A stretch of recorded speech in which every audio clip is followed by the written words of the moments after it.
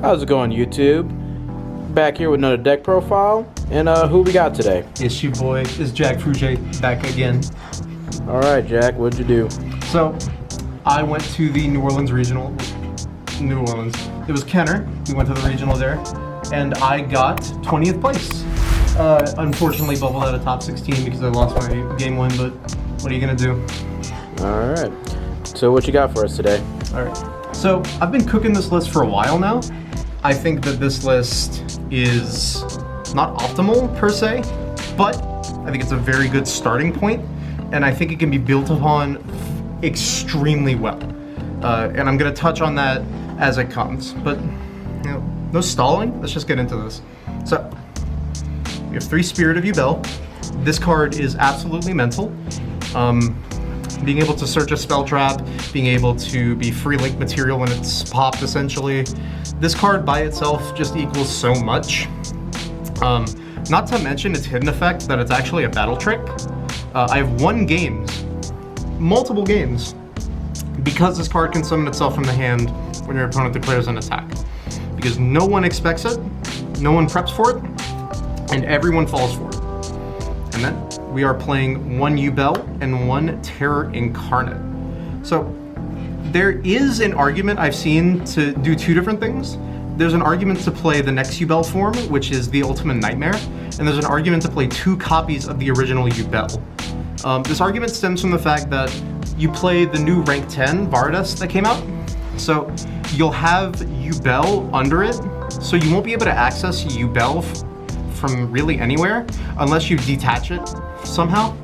Of course, by like negating an effect or something, but you play 2 copies of this and you always have a copy of it in your deck so that you can access it off of Spirit of Yubel if it gets destroyed, or if you need to loop something with Terror Incarnate and you already burned a Spirit of Yubel or you can't extend past that, you would play the second Yubel.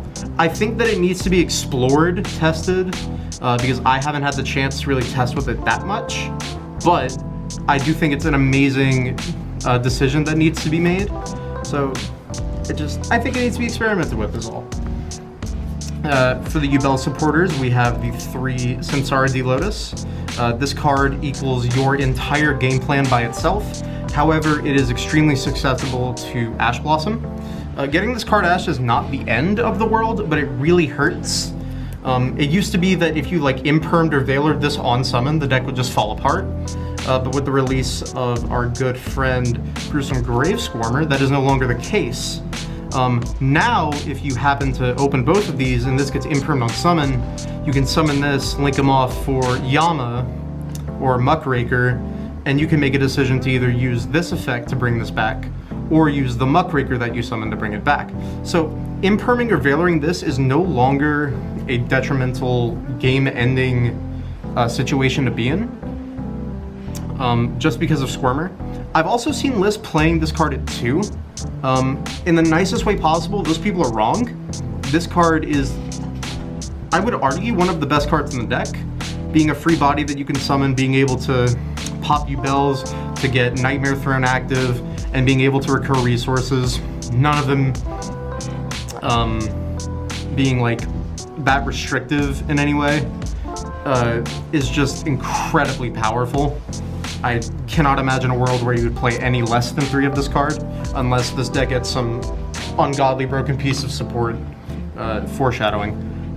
So, next up, we're playing 2 Dark Beckoning Beast. In retrospect, this is incorrect. You should be playing 3 of this card. The reason I say this is because this is the 2nd best normal summon in the deck, besides D Lotus. Because this card by itself is a 1-card Yama, and if you draw Spirit of Yubel, when you get the continuous, you can just summon it out of your hand for free by discarding it and then immediately summoning it. This card also lets you get into situations where you can normal summon this, and if you have Samsara D Lotus, you can summon that again. Or you can normal summon that as well, and you get free link materials, you get a free body that you contribute for original Yubel's maintenance cost, or maybe you want to destroy it with Sharvara or something. You should be playing this card at 3. I was playing it at 2. It never came up that much, but I would rather have the 3rd than not have the 3rd. And the 1 obligatory Unchained monster is Sharvara. Even if this card was at 3, you would only play 1. because this card really only exists to extend your full combo. There's an argument to definitely be playing a bigger Unchained package. I just don't think the deck needs it anymore now that we have access to Nightmare Throne. I just don't think that the Unchained package does enough now. For our non-engine, we are on 3 Effect Veiler, 3 Ash Blossom, and 3 Nibiru the Primal Being. All of these cards came in clutch except for this dingbat. I did not see him once, nor did this card hit me at all, which was incredibly impressive.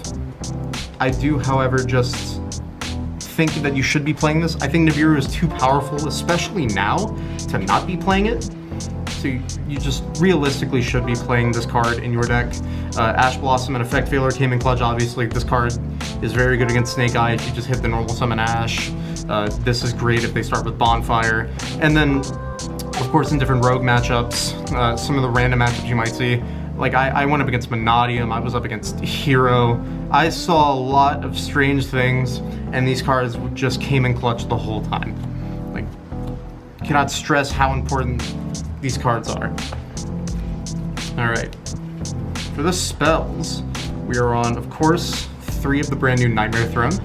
This card by itself is full combo. And being able to take any 0/0 fiend, not just your Yubel ones like your D-Lotus or your Yubel monsters. You can also get Dark Beckoning Beast, which is a very niche application, but it is there. And its ability to essentially transform one monster into a free Link 2 is incredibly powerful, being able to summon Yubel forms or add them to your hand. I cannot stress enough how important it is that this card adds them to your hand and then summons them, because there are situations where you'll have like Super Poly or the Trap set and you need a discard, but you can't find one, or you didn't get one in your hand. So what you'll do is you'll search your deck for the Yubel that you need, and instead of summoning it immediately, you just keep it in your hand, and then you have discards for Super Poly. That did come up.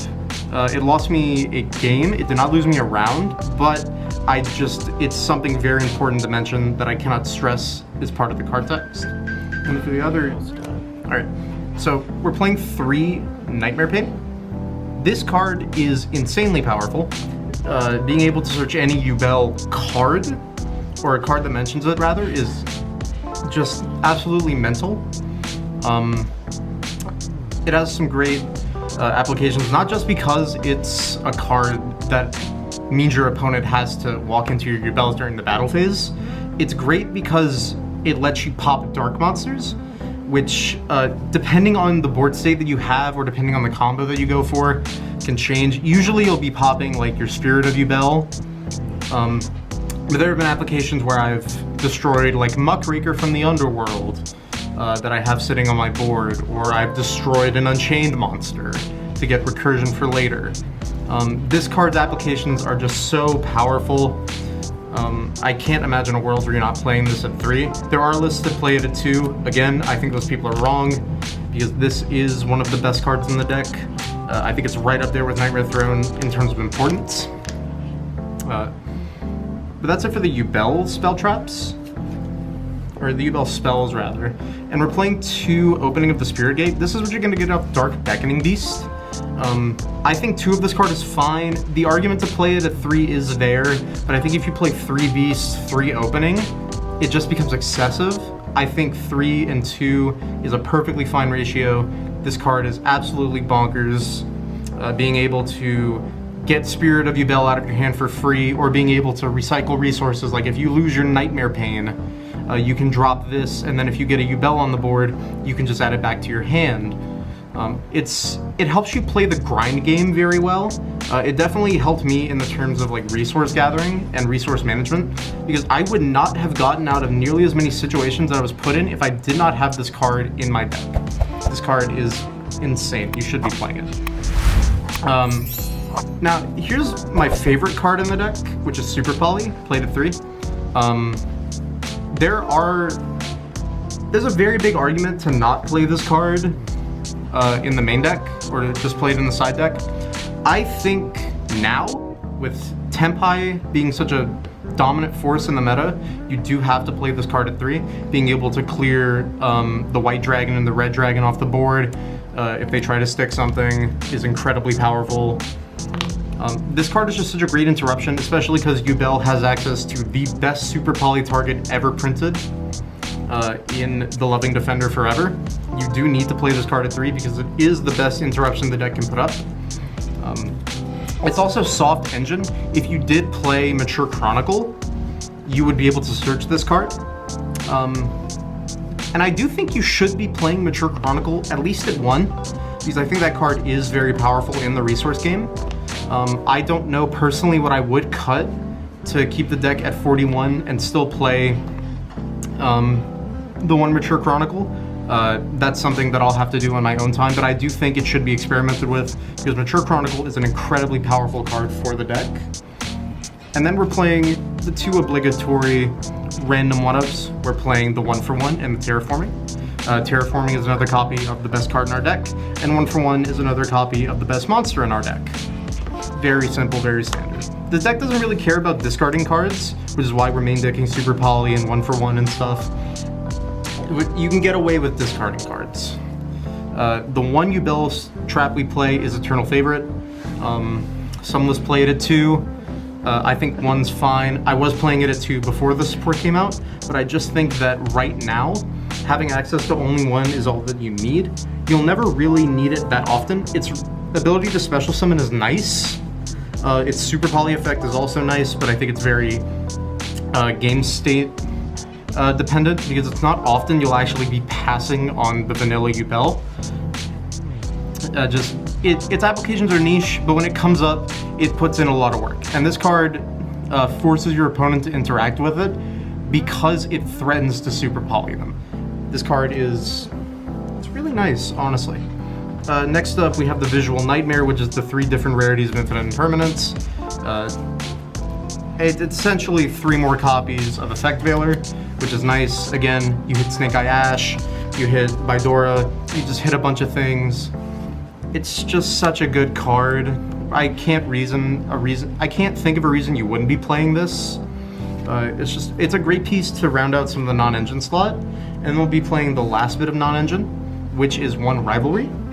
I am toxic and I like to sack people, so I am playing this 1-of as the 41st card in the deck, because there is realistically not a deck besides Tempai and Yubel that can play through this. Like, Tempai can play through it, sure, that's fine, we'll just side it out. Snake Eye completely crumples to this card, they cannot do anything with it. And it goes well into a lot of rogue matchups, I find. I didn't see much in terms of rogue besides, like, Monodium. But every matchup I did play with this card in it, it did force the opponent to interact with it, because most decks cannot afford to play under this card against Yubel exactly, because Yubel is so good at recurring their own resources and playing through that sort of thing. So that's the main deck. We'll get onto the extra deck. We are playing 2 copies of the Loving Defender Forever. This is the best Super Poly target ever printed.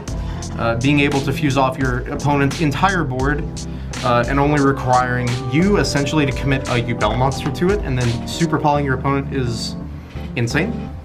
Its burn effect is nice. It being the only Yubel that cannot be destroyed by card effects is something that comes up surprisingly often. And my favorite thing about this card is that it is literally Flame Wingman. Swinging into an opponent's monster, making them burn for it, and then banishing it is incredibly powerful. It really helps with some OTK lines. It helps you walk into some monsters that you can't realistically walk into normally. This deck does not struggle with Towers monsters at all, and especially not with this card, just forcibly burning your opponent and they can't do anything about it. So while we're on the topic of Super Poly targets, we've got the rest of them. We have the 1 Mud Dragon, we have the 1 Garura, we have 1 Starving Venom, and we have 1 Dracostapelia. I was very iffy on these last 2. I think these 2 are standard. I think these 2 are mandatory. You should be playing these. Dracostapelia doesn't really walk into any specific boards very well, because there's not really a lot of decks besides like Branded putting up a Dark Monster and a Fusion. There's also, I guess, the Yubel mirror, but you'll never really be in that situation because Yubel's not making Fusion monsters on their first turn.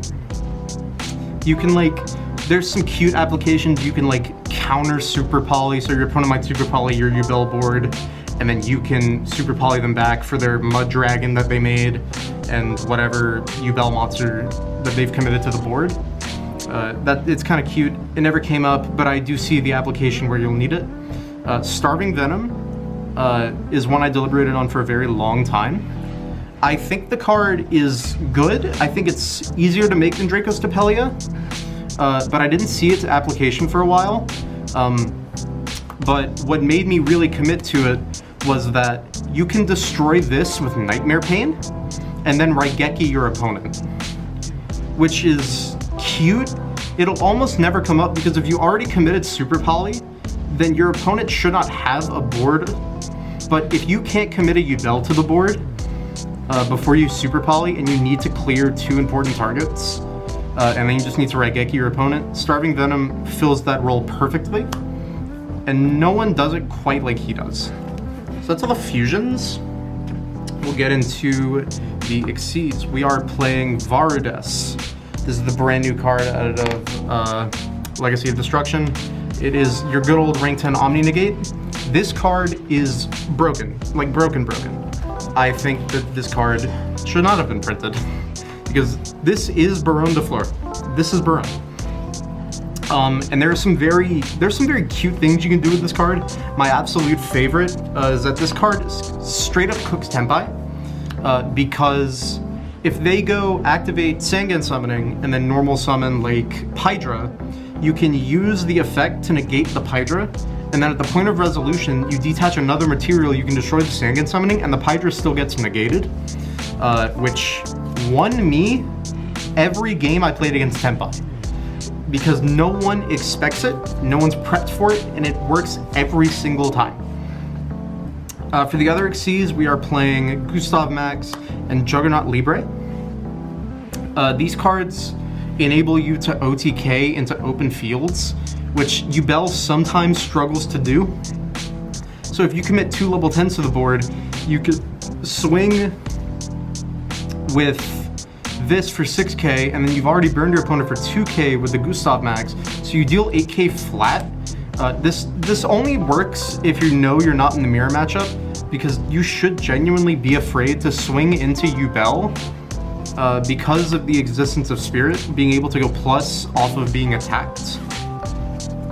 That's all the Xyz. Let's get into the links. The links package is it's pretty big, surprisingly, but it's all Unchained monsters, really. So we're playing the Wanyama, we are playing Rage, we're playing Anguish, and to round it out, Abomination. So Yama is part of your standard combo, so is Rage, but Yama is extremely important, being able to fetch your Red Dog, your Shrivara, because that helps to extend your combos. There are niche applications where sometimes you might want to figure out how to revive this card with like Muckraker, but usually you're not going to keep it in your graveyard because you're going to be banishing it to do your full combo. There's parts of the combo where you need to bring back your Spirit of Yubel, and you do that by banishing this. Anguish and Abomination are definitely the iffiest cards. I definitely see the reasons behind cutting these two in favor of something else. I just was in too many situations in testing and in practice where I really wanted to have Anguish and I really wanted to have a bomb. I went up against Labyrinth, which isn't a particularly hard matchup for Yubel, but it's one that you cannot realistically play unless you have Abomination, because this card helps so much in the Labyrinth matchup because you can just destroy your opponent's sets.